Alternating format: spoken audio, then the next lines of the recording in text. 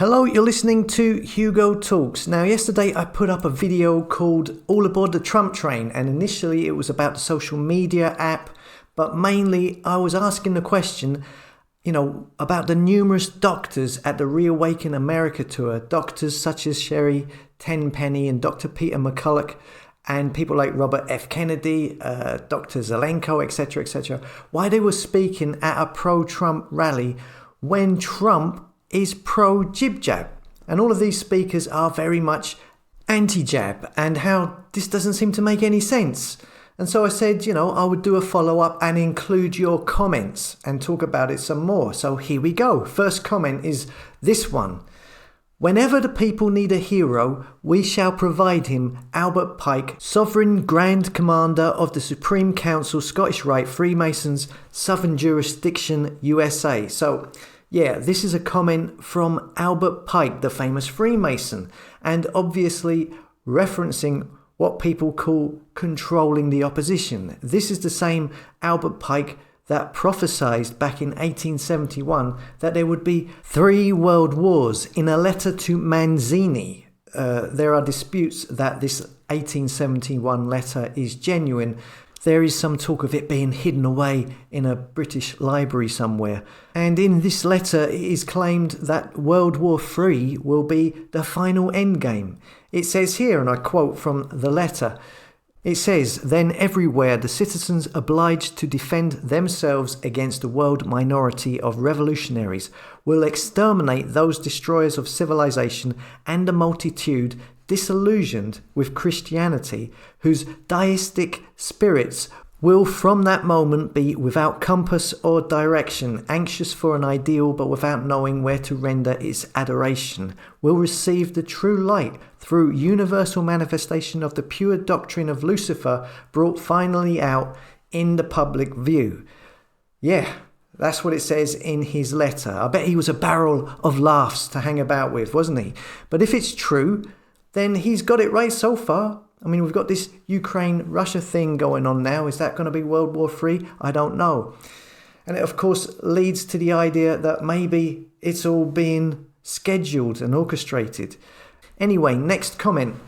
You should watch JP's work. He's absolutely against the jab.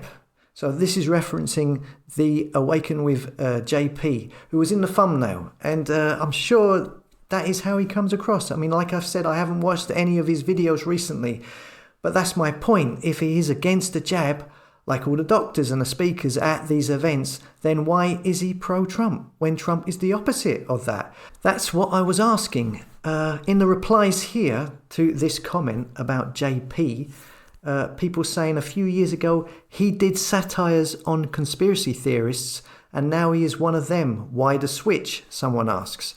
And there's lots of comments talking about him dressing up as a woman in his sketches, and many times that it has nothing to do with the sketch. And this is what people are saying in the reply about that. What else do we have here? So we have this comment. "Thank you. I have been asking that same question because I have also been a bit confused about this as well. I thought maybe these doctors just wanted to get the word out about these jib-jabs any way that they could, so they just joined up with this tour to do it. But then when I saw Trump's son was on this tour as well, I said, what the heck is going on?" Yeah, exactly. That's a massive contradiction. So if you have like an ex-president like Trump, who has been outspoken about getting jabbed, getting the booster, who calls himself the father of the vaccine, signed the documents that give the pharma companies billions, the Operation Warp Speed, etc., clearly pro-jab. At least that's what he's saying, and that's what his actions show. And then you have this tour that is clearly the complete opposite, and his son then speaks at it. If this was the case, Trump, wouldn't he be saying, hey, don't get involved with this? This goes against what I've been saying. And the same goes for the whole event. So, it's just a glaring contradiction. Okay, so a couple more comments here. They are trying to position him as part of the truth movement and the saviour by the controlled opposition. And I'm convinced they are all controlled opposition. Trust no man. So there is a school of thought, that the control on media and the internet is so strong that they have created a Hegelian dialect where both sides are controlled. So your Hegelian dialect is your antithesis and thesis, and together they combine to make a synthesis. So you have you've got two opposing sides, a good, a bad, the light and the dark. And both are working together to influence, both are controlled and are influencing the person viewing to go to the area wherever they want them to go. And in this instance, say you've got the whole Great Reset, okay, the notion, the jib-jabs, the dystopian future that is being shown to us. And on the other hand, there is the Great Awakening on the other side. And the idea is to guide people towards maybe the Great Awakening, because it then seems so much better than the terrible reset. But the Awakening was always the destination that they had planned. That's a theory that I've seen that's been bounded around. So it's like creating black and white thinking, like the Freemason checkerboard, pushing you to choose left or right. But if you are aware of this, you don't have to make a choice. You can ignore it completely, hopefully. This is an article from a website called winepressnews.com, and it talks about how they believe that QAnon is the Hegelian dialect repackaged. It's called Operation Trust, the 100-year-old psyop repackaged as QAnon, and how similar tactics were used in the 1920s Russia with Lenin. And also on my Telegram, the Hugo Talks Telegram page, loads of Trump fans coming in there on this video yesterday saying that when Trump says he is pro-jab and had the booster, they're saying that he is lying and that he is just playing the game and that he gives out codes so they know that what he's saying is not true. I mean, come on. How are people supposed to know that he's lying? And wouldn't lying on TV and in public just make him untrustworthy? I don't understand what that thinking is. Another comment here. Zoom out, brothers and sisters. Once you zoom out, you'll see that it's all one theatre play, including pro and against jib-jab, including the Canadian truckers, includes the whole C19 event of 2 long years, including liberal versus conservative, all are events to worry us, to keep us busy, to divide us. 2 long years of crisis, keeping us all busy researching, arguing, losing time and energy on a rabbit hole filled with other smaller rabbit holes. It's simple. The continuous stories of controversy are being opposed to one another.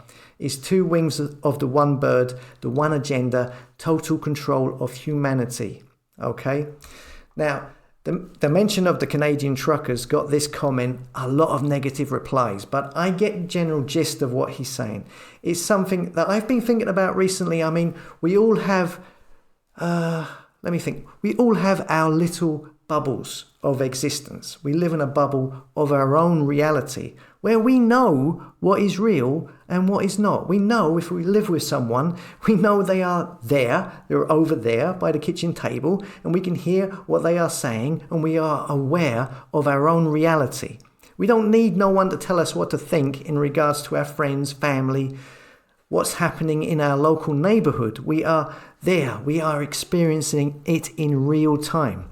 But once we want to find out about anything outside of that bubble, we can only look at the media and the alternative media. We are totally reliant on them. Our perception of everything outside our personal bubble of reality is totally reliant on other people, organizations, and the control that they have over the public's perception of the world outside. The power they have to be able to manipulate people's perception is staggering, which has become very, very obvious in the last 2 years. And do you think that these organizations who have that responsibility, who have that power, would never use it to manipulate people? I think they would use it to manipulate people. They wouldn't be able to resist it. And I think they probably started using it to manipulate people hundreds of years ago. And so the lies they told to manipulate people hundreds of years ago may still be maintained up to today and being covered up, like covering up the cover-up of the cover-up, you know? A lie within a lie within a lie. And maybe it's just reached the limit at the moment. Maybe it's just got to this point right now where it's just too much. Okay, another comment. Hang on, that pillow guy, Mike, is the sponsor of Stu Peters' show. What in the world is going on? Who can we trust? Okay, so the pillow guy is the guy who financed Trump's attempt at getting the election overturned. And he is also one of the main faces of the Reawaken America tour. And by the looks of it, he sponsors, it says here he sponsors the Stu Peters show. I haven't watched that show, again, for a long time. Also, Stu Peters is an interesting one. He used to be a rapper with a major label record deal, I believe. And then he did, I think it's a TV show or a YouTube channel where he was a bounty hunter, I believe, a reality program which followed him around as he arrested people. Okay, so here's another comment. You peddle this good versus evil dualistic twaddle too much. Many people are atheists. Pagans believe there are multiple deities, some darker than others. The idea that Satanists are behind all of this is childish and laughable. So, that's a fair enough comment. Maybe I do peddle good versus evil dualistic twaddle too much. Maybe I do. Maybe certain elements of alternative narratives are being exaggerated to cause a stronger reaction, to create that left and right, that white and black, that good and evil divide. So you feel like you're forced to choose as part of the Hegelian dialect, and maybe not. One thing, if you go down the Hegelian dialect strategy, where the enemy offers you two opposites to choose who are black and white, good and evil, left and right, and then they hope to fully engage you so that you feel you have to choose, then I suppose that could be used or exaggerated to play into that strategy. One thing I meant to mention in the video yesterday was at these Reawaken America tours, there is a lot of talk about Jesus and the Bible at them. And a lot of it is coming from the doctors. For example, Dr. Sherry Tenpenny talks about Jesus. I think she asks for people to repent if they have taken a jab, which is fair enough. But it's strange to hear that coming out of a doctor on a stage. And I looked into it, and it turns out that she only became a Christian in 2020. So when the whole C-19 started, she then became a Christian. I just thought that was strange. Also, a lot of these doctors are connected to New Age groups and New Age gurus, which doesn't really align with Christianity. And I might do a video on that if people are interested. Okay, so that's all I've really got time for at the moment. I'd love to do more. There's so many comments. There was way over 1,000 comments on this video, and I don't have the time to go through all of the comments. So there could be much more interesting comments than these ones on there, and I completely missed them. And if I did, I'm sorry. So maybe I'll do this again. It's interesting. I think it's good to let people have their say in the videos. As always, thanks for listening. Come and subscribe to the tribe at hugotalks.com, and I'll see you later.